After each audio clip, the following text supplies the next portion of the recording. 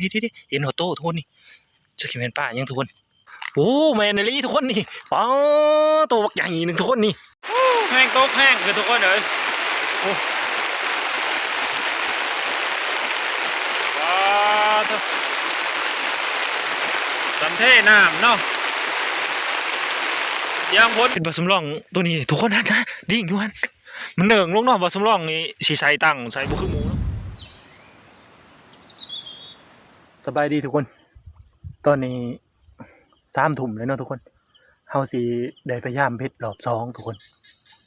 ไปกับบ่าวตนคือเก่าเนาะไปลุ้นไปซุ่มกันว่าบ่าวสำรองสิมานหรือบ่มานเนาะทุกคนรอบ2นี่เนาะไปมาหอดเลยทุกคน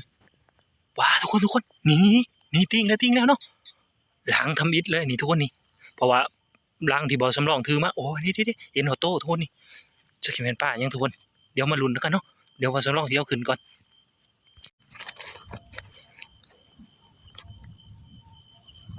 โอ้ปลาขอทุกคนโอ้โตใหญ่นึงทุกคนนี่อันแล้วบานนี้ใส่พอดีงามเลยทุกคนอ๋อครับไปลุ้นต่อไปอีกทุกคนยามล้างนี่ทุกคนโอ้ยเหงื่อมืดทุกคนเลยก็เหงื่อก่อนเนาะมาลุ้นล้างนี่อีกทุกคนโอ้เหงื่อมืดอีกทุกคนเลยก็เหงื่อก่อนเนาะหลังจากยามมาโดนเติบนะทุกคนเนาะบ่สำรองกันยังบ่ทันมานเถอะเนาะลุ้นล้างต่อไปอีกทุกคนนี่เบิ่งล้างตัวนี้เนาะโอ้นี่ล้างตัวนี้ทุกคนมีแต่ยิงมืดทุกคนเลยหลังจากเข้ายามรอบ2เนาะทุกคนบ่สำรองกับมานตัวเดียวอะไรทุกคนเลยไปพักก่อนเนาะแต่จังสิกลับมายามใหม่สิถามบ่ต้นเพิ่นบ่ต้นมาจนได้เจ้ามานจักโตนี่ไอ้รอบนี้ได้3 โตแน่บ่ต้นเพิ่น3 โตเสื่อม2ปอ1พุ่นเสื่อม2เพิ่นน่ะไปกลับที่พักเนาะวันนี้เนาะแม่นพักก่อนจังสิกลับมายามใหม่อีกรอบ3เนาะแม่นยามรอบ3หอดที่พักทุกคนว้ามาหอดก็ต้องอึ่งไปอีกแบบนึงเนาะทุกคนเพราะว่าที่พักของเฮานี้น้ำสิท่วมเลยทุกคนนี้เนาะขึ้นมาจนหอดครึ่งนึงเลยเนาะบอลยางไปยางมานี่มันหลวงใส่กันหมดแล้วเนาะนี่ไปมีแต่ไปถามอันบ่สัญญาเพิ่นว่าเพิ่นได้อยู่บ่มานอยู่บ่รอบ2นี่ใส่บ่สัญญามานอยู่บ่เจ้านี่ได้ของบ่สำรองได้ใส่โอ้ทางพี่บ่โอ้นี่ทุกคนนี่โอ้ยบ่สำรองยางก้ายเมื่อกี้นี้เนาะโอ้บ่สัญญาได้แต่ปลาดุกทุกคนนี่มีแต่โตบักใหญ่นึงทุกคนปลาเสื่อมก็มีเนาะปลาคอ1อ๋อปลาเสื่อม3อ้อมานนี่รีบ่สัญญาทุกคนบ่ลุงเจ้าเด้โอ้มันคือกันโอ้บ่ลุงกับมานทุกคนบ่ได้ใส่ใหญ่คือเขาเพิ่นได้โอ้มีแต่ใส่พอดีทุกคนนี่ทางบ่ลุงเพิ่นเนาะทั้งปลาแท่งทั้งปลาเบ็ดโอ้ได้ทั้งปลาแท่งปลาเบ็ดเด้เนาะไปพักผ่อนกันทุกคนหลังจากย่ามมารอบ2นี่เนาะทางบ่สำรองแล้วก็ทีมงานสิพากันพักผ่อนก่อนเนาะหลังจากที่พักเนาะทุกคนทางบ่ลุงเพิ่นแล่นมาเพิ่นว่าเบ็ดปลาถึงเบ็ดเพิ่นเนาะโอ้แม่นลี่ทุกคนนี่ป๋อตัวบักใหญ่นึงทุกคนนี่บ่ลุงเพิ่นมานอีกแล้วทุกคนนี่โอ้รอบ3ของบ่ลุงเนาะใส่บักใหญ่เลยนี่โอ้เถอะสบายดีทุกคนตอนนี้เที่ยงคืน30 นาทีเนาะเฮาสิพยายามรอบ3ทุกคนไปลุ้นไปส้มกันว่ามันสิมานทำได้ไปมาหอดเลยทุกคนเดี๋ยวเฮาสิรอยามเนาะรอบที่3ไปนี่ทุกคนนี่ดีแล้วนี่หันมาสำรองสียามขึ้นมาก่อนเนาะดีแล้วจากซีเมนต์ป่ายังทุกคนเลยเปิงนี่ทุกคนปลาเสื่อมเนาะโอ้ใส่ใหญ่เติมมารอบเด็กบาดนี่ปลาเสื่อมเนาะพอดีงาม ถือว่าเฮาย่ามรอบที่3ก็เสร็จสิ้นพิธีคำหอยเนาะทุกคนเนาะเราสำรองก็ได้ตัวหนึงทุกคนบ่ใหญ่เนาะนี่สีเดียวกันกับตะข่ายเนาะมันก็เลยแนมหาบ่เห็นเบิ่งสิถามบ่ต้นจะได้จักโต บ่มานรอบนี้ บ่มานบ่ แม่น บ่ ได้จักโตเลย ได้จักโตเลยบ่ได้จักโตมื้อเช้าพุ่นละจังรุ่นกันใหม่ ถ้ารุ่นมื้อเช้าอีกเนาะ แม่น ไปพักผ่อนทุกคนบัดนี้ คิดวางไป ดึกแล้วเนาะ มื้อเช้าแก่โต พยายามรอบ3มาทุกคนรอบดึกเนาะก็บ่สำรองกับมานไปอยู่ตัวหนึงอีกทุกคน มีแต่เฮาสิทารุ่นตอนเช้าพู้นแหละทุกคนบัดนี้เนาะเพราะว่าเฮาสิพักผ่อนกันแล้วบัดนี้เนาะไปไว้ทารุ่นตอนเช้าเนาะปุ้ม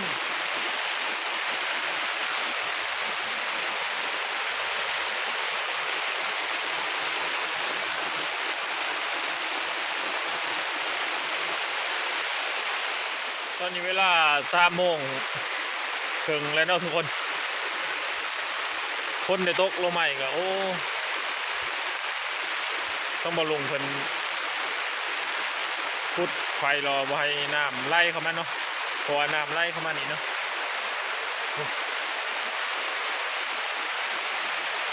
ไฟของเราเกือบดับอะไรอย่างนี้เนาะ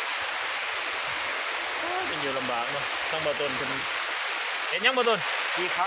โอ้เอาเฮ็ดปั่นใหญ่ๆนะคอยนำ กันยังไง นั่งบ่เผาบ่ต้องมาแตก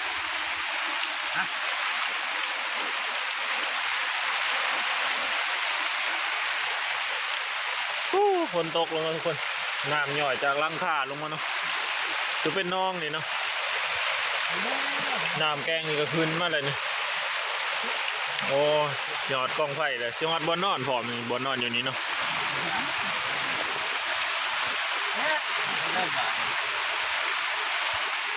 เห็นลงมานี่เนาะโอ้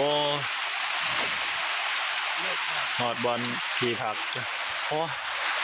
ทางที่มางานพอปัญหาเลยทุกคนเลยฝนตกลงมาแห้งเลยทุกน้ำก็ไหลขึ้นมาจนหอดบอลนอนเลยเนาะโอ้ตอนนี้ก็เวลา3 โมง 48 วันนาทีเลยเนาะนอนหนาวเลยบัดฝนตกบ่เศร้าจะเถื่อ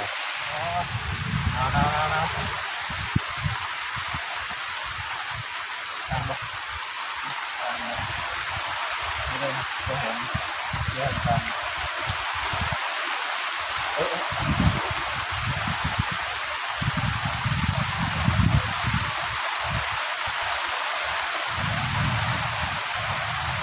้งตกแห้งคือทุกคนเลยโอ้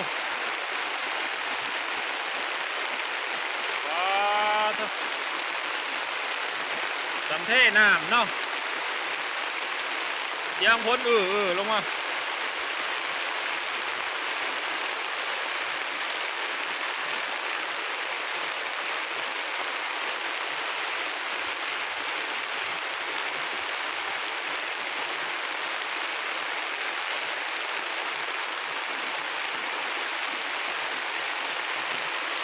ทางทีมงานก็จนบ่เป็นนอนเนาะ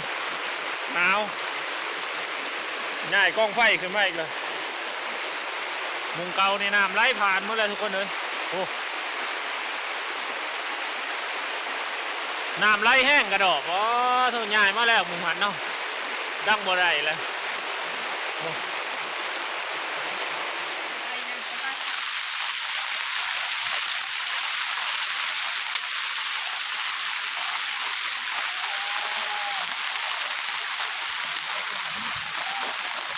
สบายดียามเสาร์ทุกคนโอ้ตื่นขึ้นมาก็จะตื่นทุกคนเลยตื่นมาเนี่ยมันตื่นยังดอกตื่นขึ้นมานี่น้ำอยู่พื้นเป้เลยทุกคนอยู่พื้นอูเบาสำรองเลยโอ้จนตกใจมันบุ่นแต่เบาสำรองบ่อันผิกตกเป้ลงไปสนามเนาะน้ำขึ้นมาจนอยู่ในพื้นเป้หมดเลยทุกคนเลยนี่น้ำแกงนี่นะฝนตกบ่เศร้าเนาะไม่แห้งขึ้นไม่แห้งบาดโอ้บ่ฮู้ว่าสิไปย่ามเบ็ดได้หรือบ่ทุกคนเลย เบ็ดบ่สำรองกับบ่ต้นนี่สงสัยท่วมหมดแล้วแหละ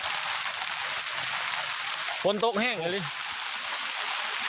น้ำแถวนี้ว่านี่บ่มีทุกคนเลยนี่ตอนเห็ดที่ผักนี่บ่มีเนาะน้ำอยู่ให้หน้าพุ่นเนาะอยู่น้องตัวนั้นขอบน้องพุ่นแหละขอบน้องขอบให้หน้ามุงจอดเรือพุ่นแต่มาบัดนี้จนเต็มหมดเลยทุกคนเลยไปบ่ต้นเห็นได้เฮาพยายามเบ็ดได้อยู่บ่ จังว่าอยู่ฐานเข้าเบิ่งจัง ว้าเบ็ดบ่สำรองตัวนี้ทุกคนนะดิ่งอยู่หั่นมันเนิ่งลงเนาะบ่สำรองนี่สิใส่ตั้งใส่บ่คือหมูเนาะนี่แต่เนิ่งลงจนอยากจ้ำทุกคนเดี๋ยวมาลุ้นกันโอ้ยมาเลยทุกคนเลยโอ้นี่เนาะย่ำเศร้าบานี่สำรองมาย่ำเศร้าบานี่ทุกคนเกาะขักเลยเนาะเขาก็โตต้าเพิ่นนี่โอ้นี่ถือกระโตหน่วยต้าเลยนี่มาสำรองมานย่ำเศร้าทุกคนนี่ปลาดุกเนาะอีพ่ออีแม่ปลาดุกกูเรื่องเต็มทุกคนนี่ทางทีมงานก็พากันเกี่ยมเครื่องสีกลับเลยเนาะขอพ้นตกบริเช้าเนาะไปได้ปลาสัญญามานอยู่ป่ะเจ้า น้ำกระเสื่อมต้นนั้นนะ ปลาเสื่อมตัวหนึ่ง แม่นมันจะถูกกระโปง โอ้บอลุงเด้ บลูกกระเสื่อมส่ง ปลาเสื่อมตัวหนึ่งเนาะบอต้นเด้บอต้น บ่ต้นนี่ประมาณ โอ้บอต้นประมาณเนาะบอสำรองคือเห็นอะไรทุกคนปลาดุกตัวหนึ่งเนาะพ้นตกบริยูได้เช้าทุกคนเลยตัวแห้งๆมาน้ำก็แห้งแรงขึ้นเนาะทางทีมงานก็เตรียมเครื่องสิพากันเมื่อเลยเนาะบาสัญญาอยู่รถออกมาเลยสำหรับคลิปนี้วิดีโอนี้บาสำรองก็สิขอปิดคลิปไว้เพียงเท่านี้แล้วเนาะทุกคนขอขอบคุณขอบใจ FC ทุกคนที่เขามาติดตามและเขามาหับส้มคลิปบาสำรองตั้งแต่ต้นจนจบเนาะขอขอบใจ